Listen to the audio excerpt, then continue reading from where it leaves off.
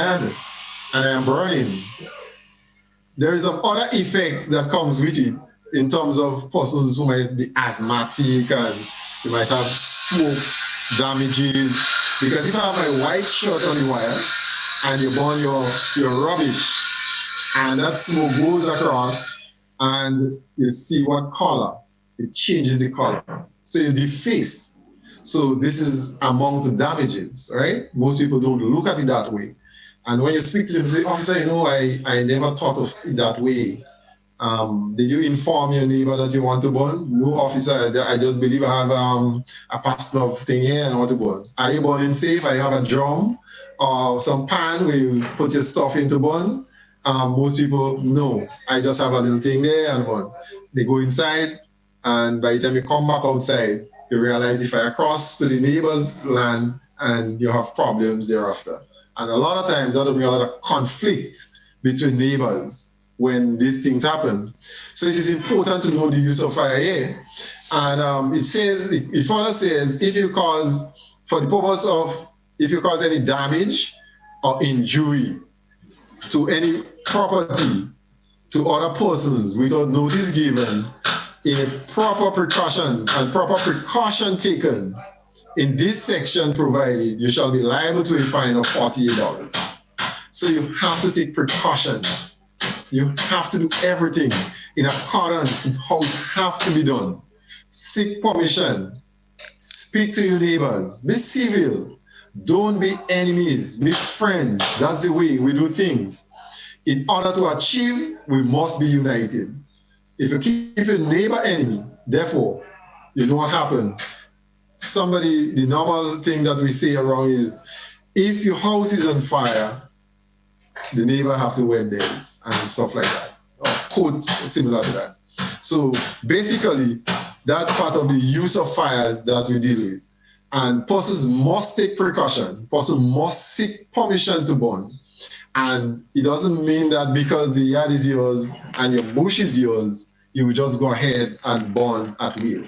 We have to know that other persons may be aggrieved by what we are doing. So we have to be very sensitive at all times in our deliberation. You just mentioned a $48 fine. That doesn't sound like much of a deterrent. Of course, Blossom, I don't want to speak too fast, maybe, but that's the way it is, that's the law. I wish and pray that someday that the lawmakers will look into the situation as we heighten activities and we see more things surfacing as it relates to excessive fires all over the place. I wish that the persons who are responsible are listening and looking, so this factor here can be changed sooner than later. I don't want to say too much. Fair enough, understood. Let's now look at the issue of arson. And that issue just recently, or we were reminded recently of it following the house fire in St. Andrew. And a gentleman was fined, or was charged, I should say, for the act of. How often or prevalent is the issue of arson, whether it's house fires, business, bush, not bush, these kind of fires? Yes, bush. Yes, trees. Well, okay, bush. I'll be telling you. Right, good. Well, arson is not as regular as prevalent. However, when it arises, we have to deal with it as it relates to the laws as given to us. When persons actually hear about arson, most persons usually believe that arson is actually a structure thing. So a house or a vehicle or something like that. But actually, arson, the extent of arson goes more than beyond a dwelling house, a business house, or something with some worth and value in that kind of quantum. However, I will give you two areas. We will look at two areas today which define arsons, and we can explain it to you, and you will understand, and you will see the penalty here will be different, right? Because as it goes up, the penalty will be different. Now, arson, and let's look at 262 of Volume 4, the Continuous Revised Laws, 1990.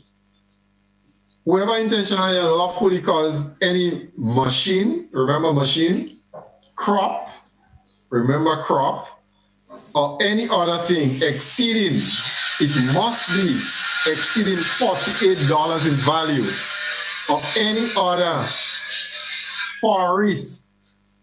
So the forest, your plantation of trees, so you planted your trees in your backyard and somebody burned it, that is arson.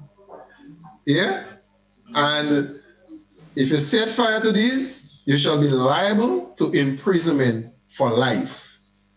So persons who are thinking, I am just setting the fire on the side here, and that's my land, I can burn at will. And when you get there, you realize that the fire is out of control and it goes over into somebody else's property, and they have planted 3 mahogany trees, 4 orange trees, and what have you. And these trees would get burned, and when you get evaluated, you say, listen, the value of this one tree is $10, the value of this one is $30, the value of that one is $50. You have already passed $48, right? We have already gone past the $48. So if you set fire and to your negligence, what happened there? You will be, if you're found guilty, you will be in prison for life. And we must remember, machine, if it's a machine, so you have a machine in your yard, on your farm, wherever it is, you have plantation of trees, so trees that you actually plant. And you know, most people plant trees for a gain. They do it as a business. You plant mahogany trees, you plant it thick and so on. For wood building, these are trees that you plant for gain. You plant for your oranges, you plant grapefruit, you plant mangoes, that's for gain. So you have to look at that. If you have forests, just so the forest reserve in Grand Eton, for example, if somebody wants to go and set fire in the forest reserve in Grand Eton, therefore you are in that section here and you can be in prison for life. So that's 262. Let us go further, and further down it says that in 264, same continuous revised laws of Grenada, 1990, whosoever intentionally or lawfully, in any case, not otherwise, in this title expressly provided, for the damage by fire, remember, it must be damaged by fire, or an explosion. So if you have an explosive device that you put into the property, to any property, if any damage is caused and it exceeds $25, so you must have damages. You have to have points to prove, and when you have the points to prove, then we can go ahead and charge in persons, okay?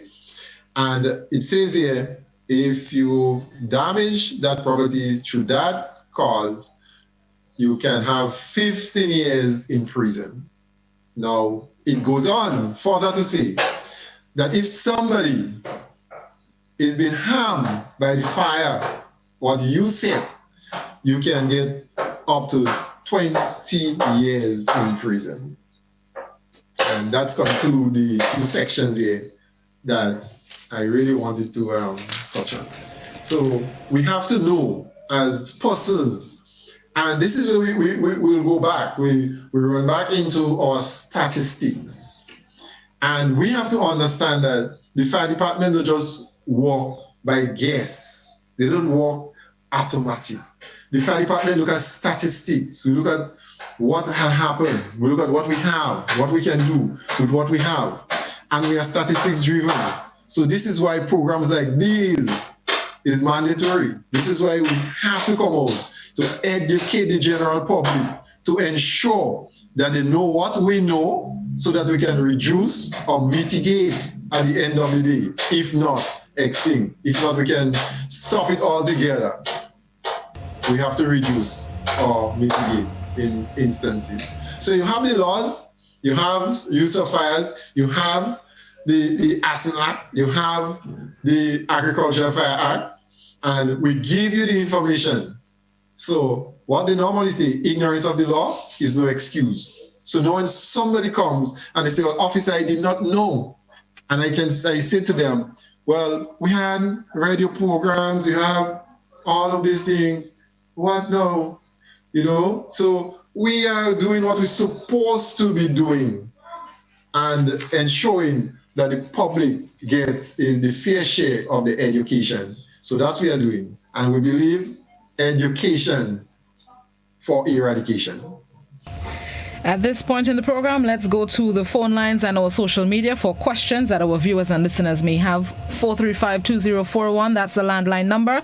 That's also the WhatsApp. Please, only written messages on WhatsApp. And you can also ask your questions on Facebook and YouTube as well. First caller, good morning, caller.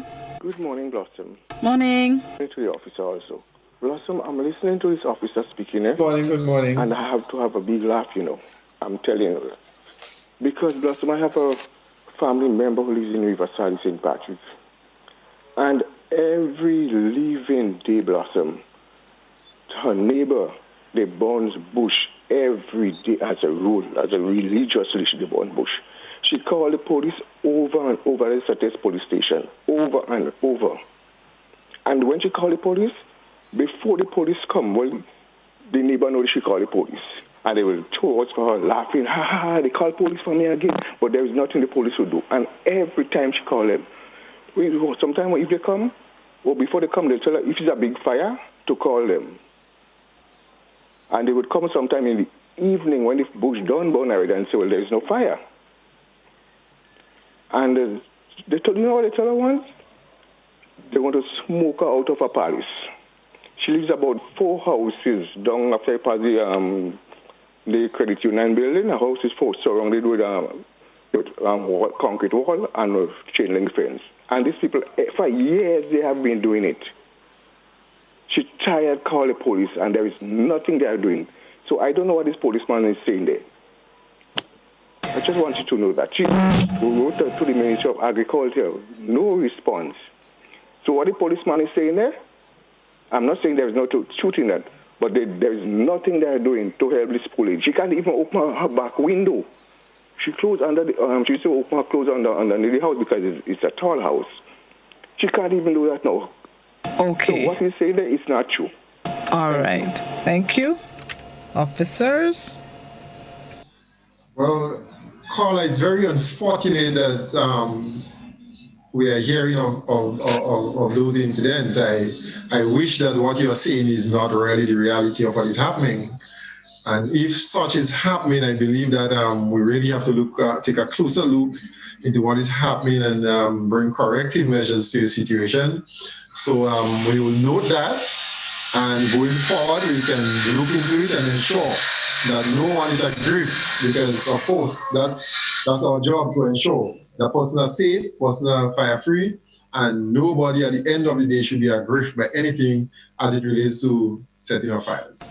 But this is not the first time that I'm hearing a report like this. There have been a few reports, Lakalum comes to mind, and other areas of calling to report fires and no one is responding, or the response that they've gotten is not satisfactory. So I really hope that the department can look into it and improve on the service provided, especially when reports are made, because like you said, we were aggrieved by the fire burning. Of course, yeah. Somebody on WhatsApp is asking, Officer Buckmeyer, stress the point, especially to people of Dabo who are responsible for burning anytime they please, may be cutting and burning at the same time they don't. I think the person is talking about indiscriminate burning, specifically in the Dabo area. Another WhatsApper says, Grenada's roads are so narrow. Why are there such big fire trucks that cannot maneuver around the road? I cannot answer to be honest. Let me say that way. No, we have to have fire appliances, and we believe in capacity, right? And in instances, I don't think all of our trucks are that big. We have different sizes, and And this is why we come here to speak to persons, to educate them, because we understand our constraint. We cannot reach everybody at all the time. And this is why we have programs like this. And if we take basic fire prevention measures, therefore, you will not even have a fire truck coming to your area.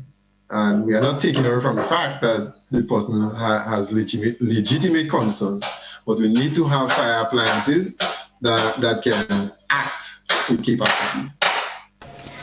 A question on Facebook. In the United States, emergency departments have joined together, so in an emergency, everyone respond in the quickest of time to save a life. Do you think that Grenada needs a system like that for quicker response to save lives and property? Well, most time persons believe what is applicable in the wider world can actually work here. But I can tell you, to get all the entities together to work like that may be a monumental task. However, it's not impossible, and maybe going forward administratively, we can look at it. Let's go back to the phone lines. Good morning, caller. Good morning, Citizen Wells. Greetings and greetings to your guests. By the way, can your guests hear me? Because I have some powerful questions to ask them. Can they hear me? Yes, we can. Thank you very much. Here we go. You know, a gentleman just made a comment there relative to the response of the fire services to the pleas of the people, especially those with respiratory problems, like me. You know what they tell me? Mr. Rollo, the police have other things to do. So I had to be constantly wearing a gas mask inside my house because I suffer with a very serious problem in my respiratory system. So by humbug to the comments that you have made and the responsive, by humbug, you do not respect the people. And this is, of course, this takes me to the point of the law.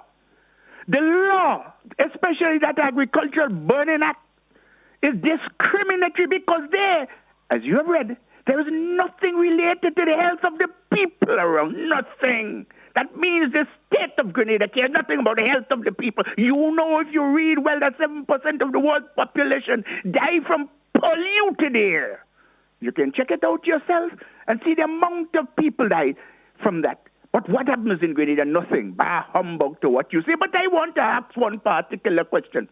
Are you, as principal fire officers, of the opinion that the appliances that the state of Grenada has provided, or provides, should I say, for the combating of fires around this here country sufficient? How many appliances serve the town, not necessarily the town, but the parish of St. George? And how many serve Carriacou and Petit Martinique? Have you made any recommendations to your authorities to enhance the quality of the equipment, compatible in sizes, in other words, that you mentioned a while ago? What are you doing about that and the efficiency of service?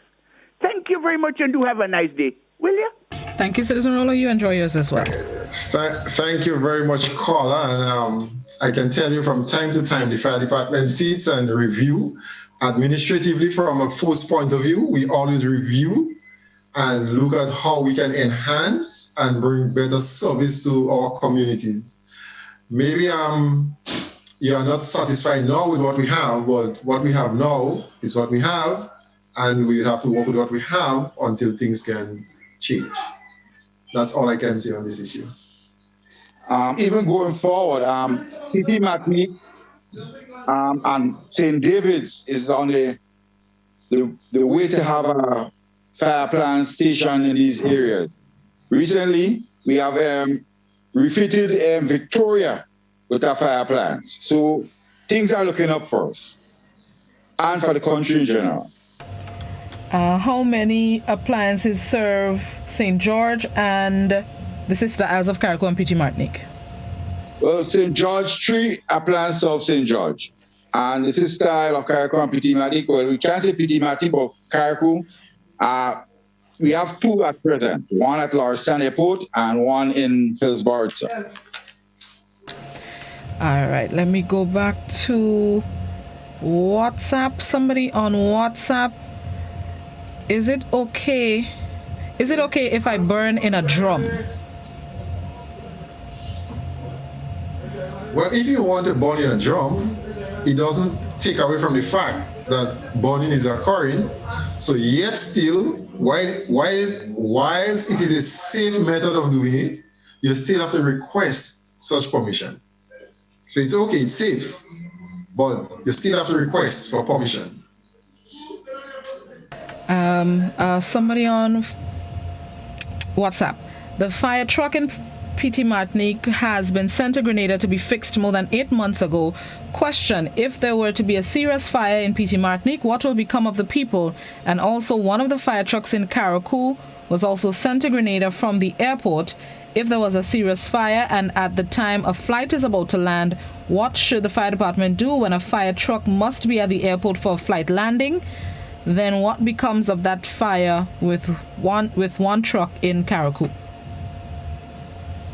Right. Let me take the last piece first. As it relates to Carriacou, we have 2 fire appliances. We have one station at Lauriston Airport, so the customers get the current affairs up to date. We have received that truck was sent to Grenada and it has come back almost like 8 months ago. So it is back here and it is serving where it was meant to be serving. We also have one station at Carriacou. And of course, we look at explore all the possibilities is that we're showing that PT Martinique will be taken care of. We know that we have a desal plant up there.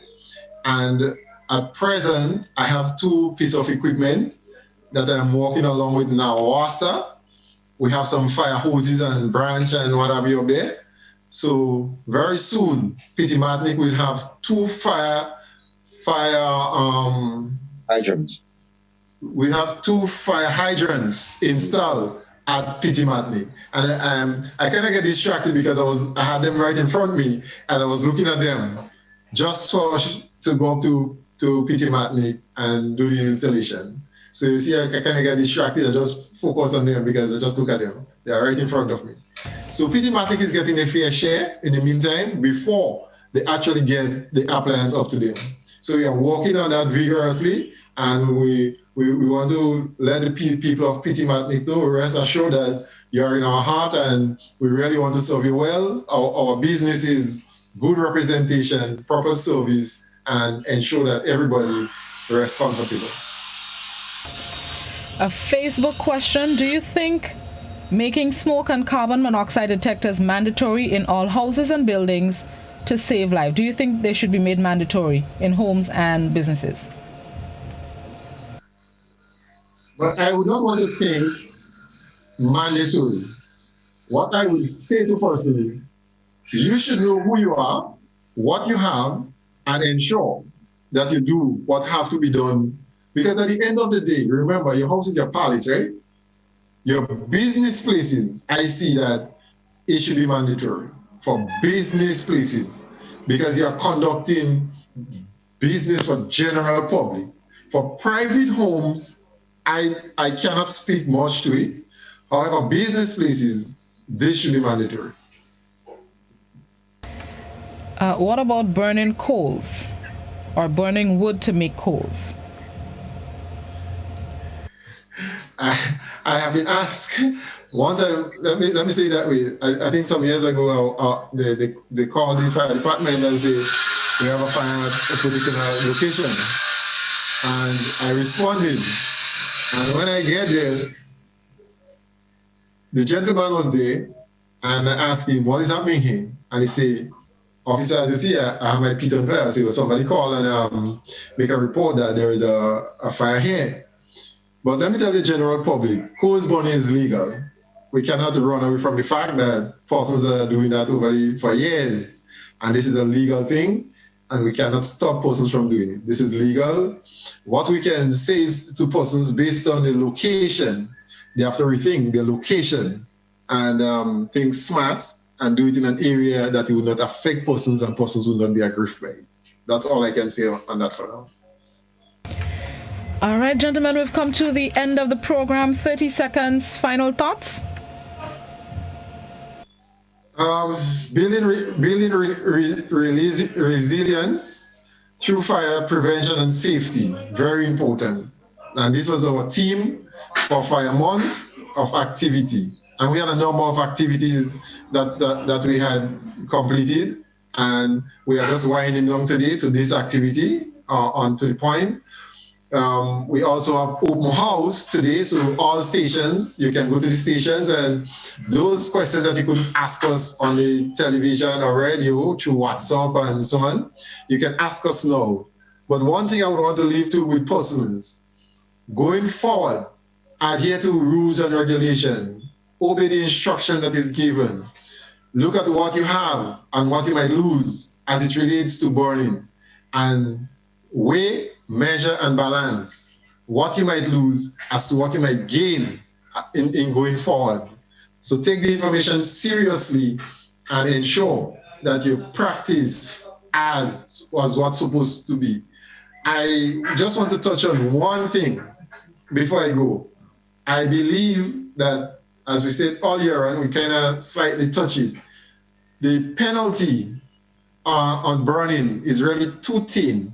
And I believe that going forward, the lawmakers should go forward, should look into the entirety of what it entails for burning and the fire department and response and charges and so on.